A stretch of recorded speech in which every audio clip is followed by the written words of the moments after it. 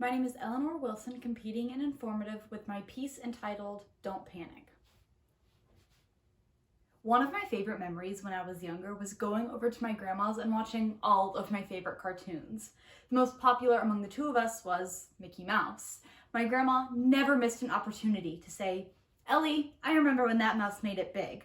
That infamous mouse, however, looked a little different back then. That sweet, friendly mouse I was used to seeing on my television paled in comparison to the creepy, nerve-wracking Mickey that my grandma grew up with. But this mouse wasn't the only scary thing to come out of the 1950s. This decade also saw the rise of driving cars without seatbelts, painting toys with lead, and smoking. Smoking by doctors, smoking by children, pretty much everyone was smoking. But the scariest thing to come out of this terrifying time was communism. That's right. Out of all of the daring activities that had become common in the 1950s, the most common shared fear was the spread of communism.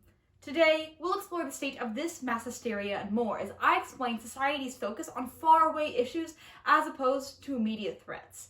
So, today, let's dance our way into the sock hop to explore the psychology of panic. Then, we'll park at the drive-in and watch the masses of the past panic. And finally, take a seat at the malt shop and taste the flavor of panic today. So, as we dance our way into the sock hop, let's explore the psychology of why we and all our friends panic.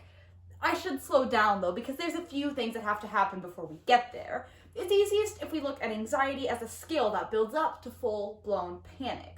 For this, we'll turn to clinical professor Cheryl Ankrum as she describes this process for the online mental health resource Very Well Mind. The first step in this process is discomfort. This can be characterized by general disconcertment, trouble sleeping, or irritability.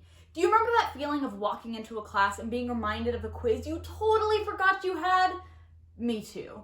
That is the discomfort stage at work, but when these feelings begin to transcend into a deeper sense of dread, you start to see signs of panic. And this is the transitional stage. Here, you see all the same symptoms exhibited earlier, but you also begin to see things like an increase in heart rate or fight or flight. For instance, if you were to turn a corner and I were to jump out and scare you, it might not last long, but that temporary increase in heart rate and the feeling like you need to run away make it so that your mind automatically jumps to this transitional level of panic. But finally, we do reach full-blown panic. This is when you start to see things like shivering, chest pain, choking, or even physical numbness. Stress expert Elaine Daughtry, writing for Psychology Today, tells us that the intense emotions evoked by this stage are intended to destabilize us and grab our attention. Such emotions may cloud our judgment. For instance, when you watch a horror movie and you're making fun of your protagonist's somewhat questionable decisions, that's actually their psychology at work, making them panic. And when you get a large group of people panicking, you get mass hysteria. And this is when things get really interesting. So, now let's drive our cars and park them at the drive-in and look to the past to see instances where panic has already taken its toll. It's clear to see that as people, we do have a genetic predisposition to panic. But what if I told you that the people around it are making it worse? Look no further for an example than the Salem witch trials of 1692. It's pretty common knowledge that the town of Salem, Massachusetts executed 19 citizens accused of witchcraft. However, Elizabeth Purdy, writing for the First Amendment Encyclopedia, reveals to us that over a quarter of the witch accusers only accused someone to save their own lives. You see, those accused of witchcraft could almost certainly clear their name by just accusing someone else instead. And the potential consequences of such an accusation become significantly less important once panic has weaseled its way into these people's mind. But beyond just psychology, the general panic and confusion shared among the townspeople of Salem served to only exacerbate the issue. You see, the more names that were dropped, the more people that were accused, and then the more names that they would drop, and, well, You get the point. It was basically just an endless cycle that kept spilling on and on and on, creating a mass hysteria. But this isn't the only instance. The 1980s gave us the rise of Dungeons and Dragons, and with it, the satanic panic of the 80s. Teens have been playing this role-playing game for years, but it took just one misguided player to convince a nation of moms that the implications of D&D were far more sinister than just adventure and role-playing. It's easy to see that with just one person, the entire implication of one thing can change entirely, regardless of psychology.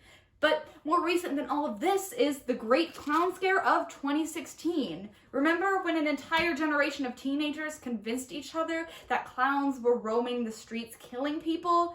Yeah, it just took one scary dude in a clown costume and a group of terrified teenagers to convince a nation that the clowns were actually there and not just a setup for an immensely popular movie.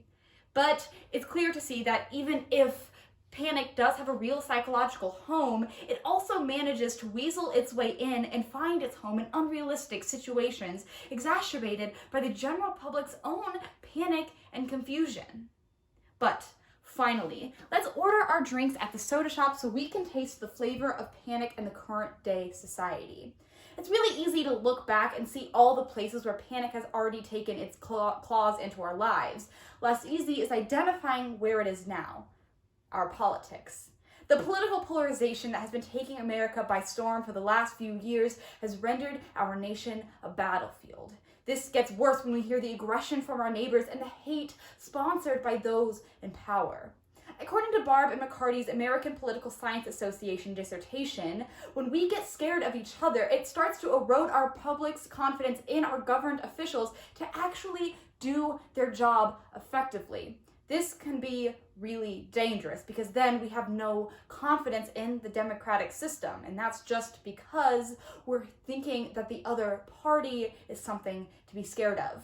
And let's just say that this isn't an only instance of seeing the politics of fear. According to Molly Ball, a writer for The Atlantic, the politicization of fear is far more rampant than we give ourselves credit for. For instance, Trump supporters disproportionately fear foreign influence, with 83% saying that the foreign way of life needs to be protected from it, versus only 55% of voters overall. This is a direct consequence of Trump's radical foreign policy stances, and that's just one real-life instance of political polarization turning into fear.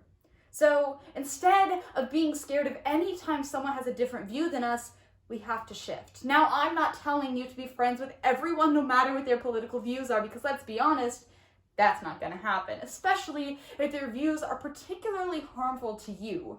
What I am asking us to do, however, is shift our view of the battlefield. We must stop feeling threatened anytime someone has a different view than our own, and we must stop blaming the downfalls of society on the other side every single time. The recipe moving forward isn't one size fits all, but there are a number of steps we can take today to help our society move forward. There are 3 key ingredients to the milkshake to end political polarization. First is honesty. This will ensure the information that we both give and receive is honorable.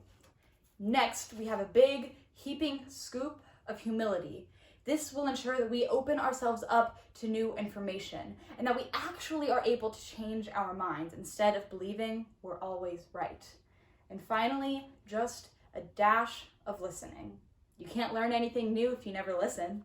Now, we mix that all together and we get the perfect milkshake to lift us out of this panic. So today, as you go back into your daily lives, let's remember what we've learned here today. The psychology of panic, how the people around us are making it worse, and where it is in our society today. It may not be easy to move forward, but if we mix our milkshakes together at least somewhat right, as Mickey would always say, hot dog.